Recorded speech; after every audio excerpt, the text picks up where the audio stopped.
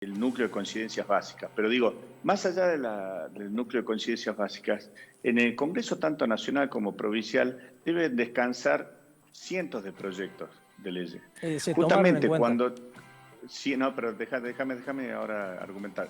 Cientos de proyectos de leyes. Un proyecto de ley presentado en el mes de abril no tiene actualidad en la medida que es un tema tan trascendente la reforma constitucional. En el año 98 se hizo una reforma amplia, ayornando la Constitución provincial a la modificación de la Constitución Nacional del 94.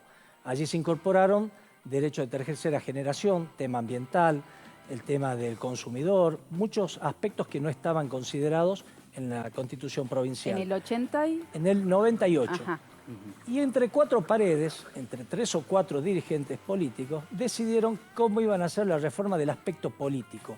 Limitación de los mandatos, cuánto tiempo iban a estar, cómo se iba a integrar la Auditoría General de la provincia, que era una nueva figura incorporada en el 98, y salió como salió. Una auditoría que todavía está en deuda con la sociedad salteña.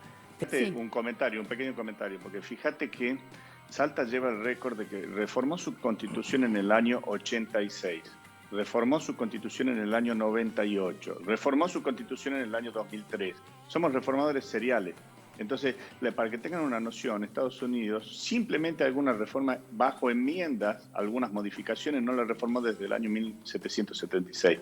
Entonces, ahí yo digo, tenemos que buscar algún punto de lógica. No me parece que se tenga que llamar solamente una reforma para un tema de un mandato de un gobernador. Es decir, si hay una vocación política que por ley, como en la provincia de Buenos Aires, o como pasó con los miembros de la Corte a nivel nacional, cuando el presidente de aquel entonces, en el 2003, dijo, me inhibo de nombrarlo a los mismos. Es decir, se puede buscar un acuerdo, pero si vamos a hacer una reforma, hay temas que tienen que ver con medio ambiente, hay temas que tienen que ver con derechos sociales de las mujeres, hay tienen que ver con, si vamos a trabajar en una reforma, hagámoslo en forma amplia, abierta a la sociedad, abierta a los sectores y en un año que no sea electoral, porque por otro lado se va a estar discutiendo la administración pública en un año electoral y en paralelo a la reforma constitucional.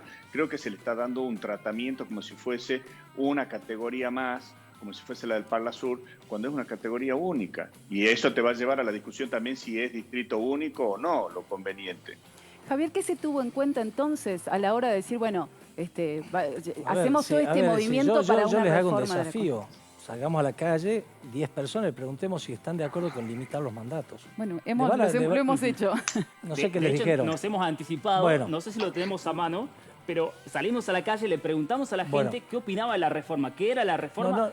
Y si querés, no la reforma, porque ya es una volvemos. cuestión muy técnica, posiblemente el ciudadano de a pie no sabe sepa, claro, de cuál es el alcance. Por eso te lo anticipé.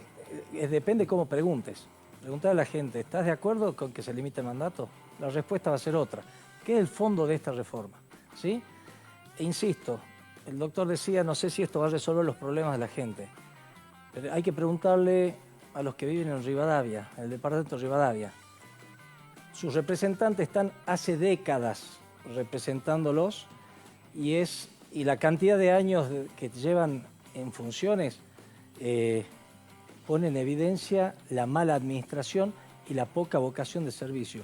¿Por qué? Porque evidentemente ya se acomodaron, ya están cómodos, ya perdieron esa iniciativa y el fuego sagrado que tiene que tener el que llega a la política de querer transformar la realidad. Yo haría una pregunta, digamos, a la gente, así como si se le pregunta si están de acuerdo en la limitación de mandatos, también le preguntaría si están de acuerdo en que la reforma se haga bien, acorde a lo que corresponde hacer la convocatoria, los objetivos y en el temario, porque el temario, vuelvo al punto, es un temario hecho por la política, por un grupo cerrado de políticos, no es un temario abierto a la sociedad. Yo he tenido la oportunidad de hablar con distintos sectores, y tanto de izquierda, de derecha, sectores sociales, y hubiesen querido incorporar muchísimos más puntos, que obviamente en una sesión extraordinarias, que inclusive después aceleraron los procesos, no dio lugar.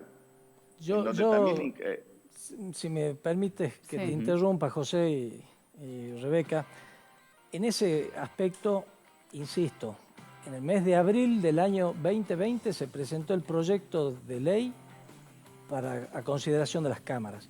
No hubo ningún proyecto presentado por ninguna asociación civil, por ningún partido político, por ningún dirigente, planteando una alternativa o alguna modificación al proyecto que se presentó. ¿Cuáles serían los ámbitos de invitación?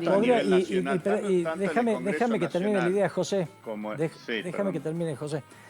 ¿Cuál era la idea? Y esto no es de un capricho, no es que Sáenz se levantó un día y dijo, mañana presento esto. La redacción final de ese proyecto es consecuencia de un acta firmada ya por el año 2014, convocada por el Ministerio de Gobierno en ese momento, donde se suscribieron una serie de pautas básicas, puntos de acuerdos básicos firmados por distintos referentes políticos.